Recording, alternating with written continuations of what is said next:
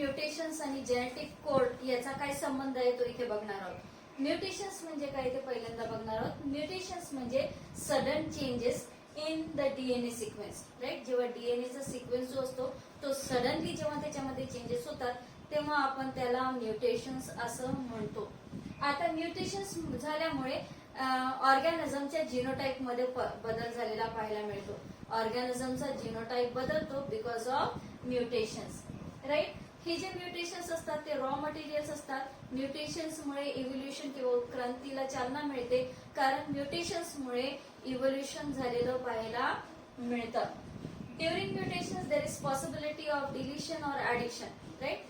जेव्हा जेव्हा म्युटेशन्स होतात तेव्हा तेव्हा काय पॉसिबिलिटीज असतील, एक तर काहीतरी पार्ट डिलीट झालेला असतो किंवा कुठला तरी पार्ट ऍड झालेला असतो, राईट. सो लॉस किंवा गेन होतो डीएनए सेगमेंट मध्ये, राईट. लॉस म्हणजे डिलीट होतो, गेन म्हणजे इन्सर्ट होतो, राईट. जेव्हा डीएनए सेगमेंट मध्ये जेव्हा डिलिशन्स आणि इन्सर्शन्स होतात त्याचा परिणाम असा होतो की तो क्रोमोझोम जो आहे तो अल्टर होतो किंवा क्रोमोझोम मध्ये बदल झालेला पाहायला मिळतो, अल्टर झालेला पाहायला मिळतो. Mutations can also occur in a single base pair of DNA. आता डीएनएचा मोठा सेगमेंट म्युटेट होत नाही. कधी कधी डीएनएच्या फक्त एक बेस पेअर मध्ये सुद्धा म्युटेशन्स होतं. समजा ए टी जी सी असा जर सिक्वेन्स असेल तर ए मध्ये किंवा ऍडेनाइन जो बेस पेअर आहे त्याच्यामध्ये सडन म्युटेशन जर झालं, त्याच्या जागी जर जी आला किंवा टी आला आणि ए जर त्या डीएनए सिक्वेन्स मध्ये पुढे पुढे तरी गेला तरी याला सिंगल बेस पेअर म्युटेशन असं म्हणतात, किंवा याला आपण पॉइंट म्युटेशन्स असं म्हणतो, कारण एकच बेस पेअरचं म्युटेशन झालेलं पाहायला मिळतं. आणि एक्झाम्पल आहे त्याचं सिकल सेल अॅनिमिया हे पॉइंट म्युटेशन्सचं एक्झाम्पल आहे, राईट. डिलिशन्स आणि इन्सर्शन्स जेव्हा बेस पेअर्स मध्ये होतात, जेव्हा जेव्हा डीएनएच्या बेस पेअर्स मध्ये डिलिशन्स आणि इन्सर्शन्स होतात तेव्हा तेव्हा दोन प्रकारचे म्युटेशन्स तयार झालेले पाहायला मिळतात. पहिला प्रकार आहे डिलिशन म्युटेशन्स आणि दुसरा प्रकार आहे फ्रेम शिफ्ट म्युटेशन्स, राईट. अशा दोन प्रकारचे म्युटेशन्स संभवतः डीएनए मध्ये पाहायला मिळतात. इन्सर्शन्स आणि डिलिशन्स जर 3 किंवा मल्टिपल्स ऑफ 3 बेस पेअर्स मध्ये जर इन्सर्शन्स आणि डिलिशन्स पाहायला मिळाले तर त्याचा परिणाम असा होतो की ते इन्सर्शन किंवा डिलिशनमुळे अमायनो ऍसिड जे आहे ते चेंज होतं, राईट. प्रथिनांच्या शृंखलेमध्ये जे अमायनो ऍसिड्स असतात त्या अमायनो ऍसिड मध्ये चेंजेस होतात. जर डीएनए मध्ये चेंजेस झाले तर साहजिकच आहे प्रथिनांची जी बनावट आहे ती सुद्धा बदलणार आहे, अमायनो ऍसिड्स मध्ये सुद्धा चेंज होणार आहे, right. And reading frame remains unaltered. बाकीचा जो रिमेनिंग फ्रेम असतो, रीडिंग फ्रेम म्हणण्याच्या ऐवजी उरलेला जो डीएनएचा भाग असतो तो अनअफेक्टेड राहतो, अनअल्टर्ड राहतो. म्हणजे फक्त म्युटेशन्स डीएनए मधल्या छोट्याशा भागामध्ये कुठेतरी होतात आणि बाकीचा जो डीएनए असतो तो अनअल्टर्ड राहतो. आणि ह्या म्युटेशन्समुळे जेनेटिक कोड्स मध्ये सुद्धा बदल झालेले पाहायला मिळतात. जेनेटिक कोड बदलतात because of the point mutations of frame shift mutations. Mutations means sudden changes in the DNA sequence. In the process of protein synthesis, tRNA molecule is an essential molecule because without the tRNA molecule, the protein synthesis will not take place. So tRNA is also called as the adapter molecule. It adapts to the situation. Let us see how is tRNA an adapter molecule. Scientists consider that there is a mechanism, right? Scientists always prefer or they say that there is a mechanism in which tRNA molecule reads the codon and then also binds with the specific amino acid. So you know that the tRNA molecule is able to read the codon and it is carrying an amino acid. So scientists feel that there is a mechanism in which this process takes place. So tRNA is considered as an adapter molecule. Why it is called as adapter molecule?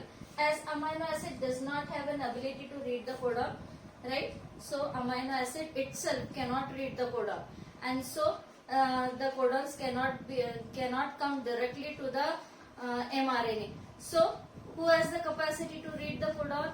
The capacity to read the codon is with the tRNA, and tRNA helps bind the amino acid to tRNA, and then tRNA brings the amino acid right according to the codon that is red.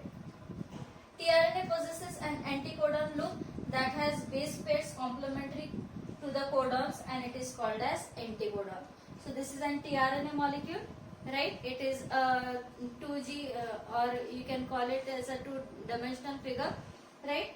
In this two-dimensional figure, you can see that this particular arm of tRNA is called as anticodon loop, right? It has an anticodon CUC on it, and this CUC anticodon complements the codon on mRNA, that is GAG. So this is a codon and this is an anticodon. Anticodon on the tRNA complements the codon on an mRNA, right? It shows, or tRNA shows, amino acid acceptors at 3' ends having unpaired CCA base.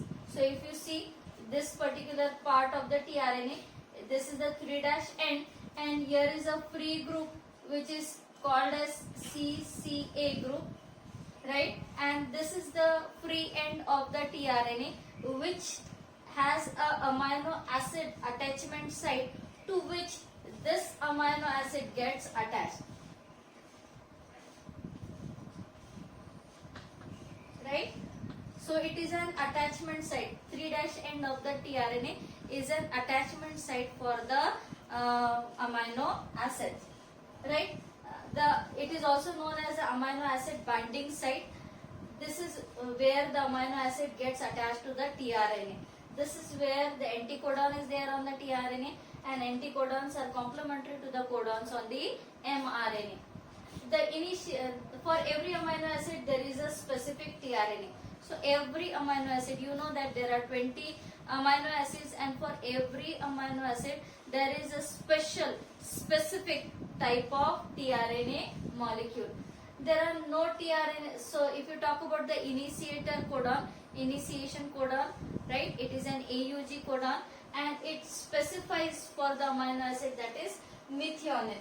So there is a special tRNA for an initiation codon having an complementary anticodon, and it carries a amino acid that is methionine. Then there are stop codons and termination codons. There are 3 types of termination codons, but there are no tRNAs available for the stop codon, because stop codons do not have information for any of the amino acid. So stop codons do not have a tRNA for themselves. In actual, the structure of tRNA molecules look like an inverted L. So if you actually see a tRNA molecule, it looks like the L letter is inverted, right? This is a two-dimensional figure. Actually, you will see a three-dimensional figure which is an inverted L. So this is a tRNA molecule. If asked in an exam, you should be able to sketch the tRNA molecule. It is having 3 arms, right? And free ends are there, 5' and 3'. The 3' free end carries an amino acid, and one of the arm of the tRNA is having an anticodon loop, and it has an anticodon which complements the codon on the mRNA. Let's study the translation process and protein synthesis. The translation process, or in protein synthesis, translation is a mechanism in which codons on mRNA, right? mRNA वरचे codon जे आहेत ते translate होतात into amino acid. mRNA वरचे codons हे translate केले जातात into specific amino acid, and these amino acids form a polypeptide chain or a protein on the ribosome. So what is translation? It is the process or a mechanism in which the codons on mRNA are translated into specific amino acids. This amino acid joins to form the polypeptide chain, or we call it as a protein molecule, on the ribosome, and that is translation. Process of translation requires some ingredients. ट्रान्सलेशनच्या प्रोसेसमध्ये काही महत्त्वाच्या गोष्टी आवश्यक असतात. पहिली वस्तू जी लागते ती आहे 20 वेगवेगळ्या प्रकारचे अमायनो ऍसिड्सची गरज असते, कारण प्रथिनांमध्ये वेगवेगळ्या अमायनो ऍसिडचं कॉम्बिनेशन असतं. सो प्रथिने तयार करायचे झाले तर सर्वात पहिले आपल्याकडे 20 वेगवेगळ्या प्रकारचे अमायनो ऍसिड असले पाहिजे. mRNA असला पाहिजे, कारण mRNA सांगणार आहे की कुठला अमायनो ऍसिड कुठल्या सिक्वेन्स मध्ये जोडायचा आहे. tRNA लागणार आहे, कारण tRNA अमायनो ऍसिड आणणार आहे. देन रायबोसोम लागणार आहे, कारण इथे प्रथिने तयार होणार आहेत. एटीपी मॉलिक्युल्स लागणार आहेत आणण्या नेण्याच्या प्रोसेसमध्ये, आणि पॉलिपेप्टाइड किंवा अमायनो ऍसिड जोडण्याच्या प्रोसेसमध्ये हे एटीपी मॉलिक्युल्स किंवा एनर्जी मॉलिक्युल्स लागणार आहेत. सोबत लागतात मॅग्नेशियम आयन्स. यांच्या उपस्थितीमध्ये ही पॉलिपेप्टाइड चेन तयार होते किंवा हे कॅटलिस्टचं काम करतात. काही एन्झाईम्सची आवश्यकता असते आणि काही रिलीजिंग फॅक्टर्सची आवश्यकता असते in the process of protein synthesis. J amino acids लागतात आहे प्रोटीन सिंथेसिस मध्ये ते 20 वेगवेगळ्या प्रकारचे अमायनो ऍसिड्स आणि ऑलरेडी सेलच्या सायटोप्लाझम मध्ये प्रेझेंट असतात. डीएनए जो असतो तो it controls the protein synthesis. DNA हा मॉलिक्यूल प्रोटीन सिंथेसिसला कंट्रोल करतोय, कारण डीएनए वरती एमआरएनए तयार होतोय आणि एमआरएनए वर असलेले जे जेनेटिक कोड्स असतात ते कुठला अमायनो ऍसिड कुठल्या सिक्वेन्स मध्ये लावायचे हे ठरवत असतात. So indirectly the protein synthesis is controlled by the DNA. RNA जे असतात प्रोटीन सिंथेसिस मध्ये ते सर्व and as an intermediate molecule between DNA and proteins. So DNA पासनं प्रथिने तयार करण्याच्या प्रोसेसमध्ये मध्यस्थीचे जे मॉलिक्युल्स आहेत, मध्यस्थी करणारे जे मॉलिक्युल्स आहेत, वेगवेगळ्या इंटरमिजिएट जे प्रोसेसेस आहेत त्याच्यामध्ये लागणारे जे मॉलिक्युल्स आहेत ते आहेत आरएनए. आणि ribosome is the site where the proteins are produce. Ribosome ती जागा आहे जिथे प्रथिने तयार केले जातात. In the process of translation, the ribosomes play a very important role because this is where the polypeptide chain or the protein is going to be produced. Each ribosome consists of a large and small subunits. So if you can see here in the diagram, this is the smaller subunit and this is the larger subunit. So every ribosome is made up of one small unit and one large unit. Subunits are present separately in cytoplasm. So inside the cytoplasm, the subunits are separately present. They do not bind together, right? They will only come together during the process of protein synthesis. As soon as the protein synthesis is over, they will detach from each other and they will stay separately in the cytoplasm.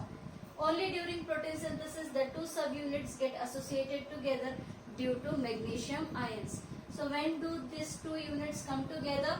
Only when the process of protein synthesis begins, right? These two subunits will come together with the help of magnesium ions to form a ribosomal unit. A ribosome has one binding site for mRNA and it has 3 binding sites for tRNA.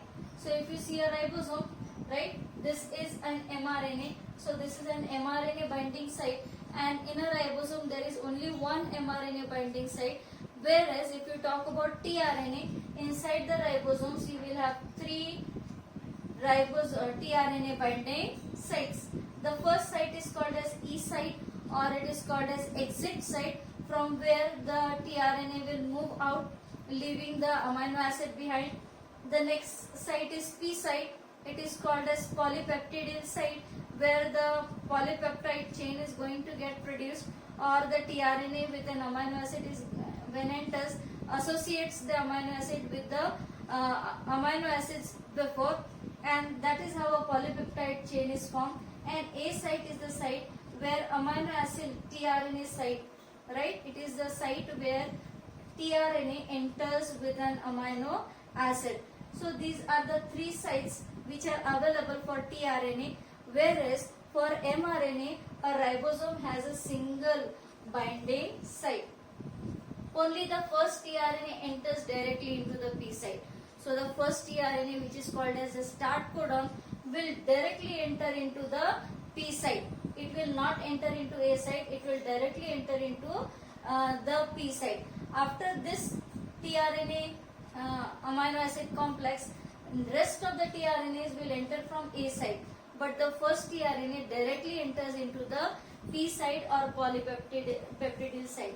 In eukaryotes, groups are present, right? If you talk about eukaryotes, that is higher organism having a complex type of cell, right?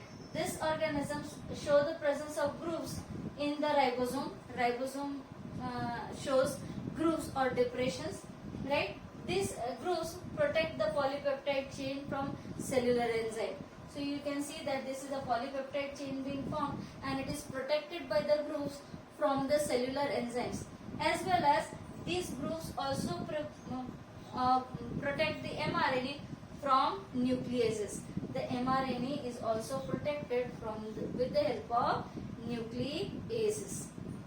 The mechanism of translation takes place in 3 steps. Let us study it step by step. The first step is initiation of polypeptide chain, that is to begin the formation of a protein molecule or a polypeptide chain. In that, first the amino acids are activated with the help of ATP molecule to form amino acid tRNA complex. So what happens? First the amino acids are activated, right, with the help of energy provided by ATP molecules, and those amino acid gets attached to their corresponding tRNA molecules, and that is what is called as the activation of the amino acid. That is the first thing that takes place. Then the small subunit of ribosome attaches to mRNA at 5' end. So you can see the smaller unit of ribosome getting attached to the mRNA, and it gets attached to the 5' end on the mRNA, right?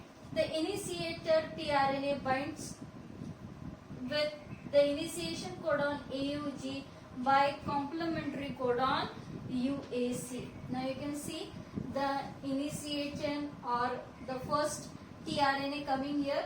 It is the tRNA which is having an anticodon for the initiation codon.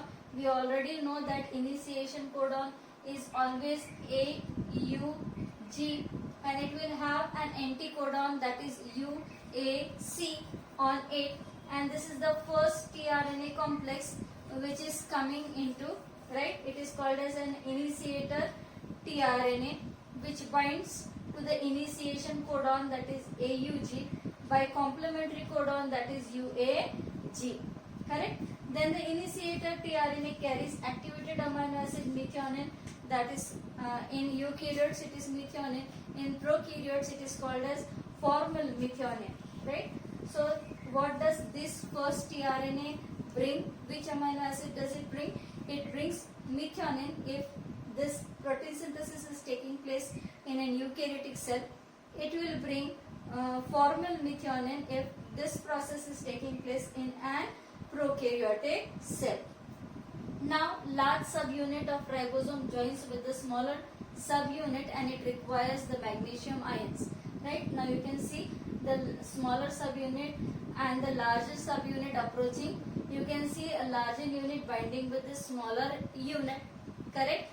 And what you see in the ribosomal unit now is that the initiator charged tRNA occupies the center.